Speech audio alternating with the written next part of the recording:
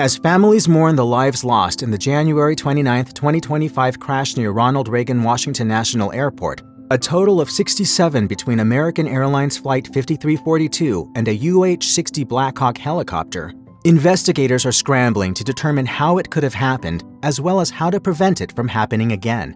Investigations like this take time, and in the information vacuum, media outlets, politicians, and amateur online sleuths have all jumped in with their 2 cents. They put a big push to put diversity into the FAA's program.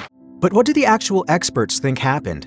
It can be summarized in one simple phrase: human error.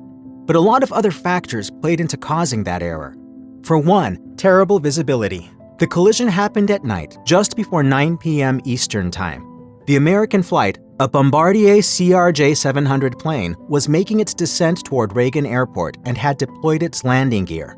Pilot Byron Bailey described to Sky News Australia how difficult it is to land a plane at night in general, even taking into account the help of modern instruments. A pilot making a night landing would be looking at just the runway, nothing else, presuming the path had been cleared. And the pilots would have been just concentrating on the landing straight ahead and wouldn't have even been aware of the chopper.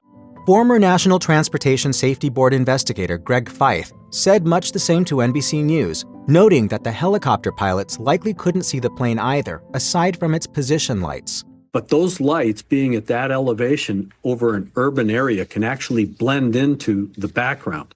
Former National Guard pilot Daryl Feller told the BBC that he has flown the exact same route in a Blackhawk, and that the lights of the city make it all but impossible to see, even with night vision goggles. Poor communication also seems to have been at play. Air traffic control at the airport tried to warn the helicopter to pass behind the plane. The aircraft collided 13 seconds later. For whatever reason, that communication was either unheard or not responded to. CNN interviewed former Blackhawk pilot Elizabeth McCormick, who said air traffic control should have made sure to differentiate the landing plane from another one taking off, which would have been the plane the helicopter's pilots had in view. The air traffic control should have said, do you have the aircraft at 5 o'clock? On top of those factors were personnel problems. Reagan's tower was reportedly understaffed, with Fife telling NBC News that on the night of the collision, there was only one air traffic controller on duty instead of the usual 2. This is an increasing issue.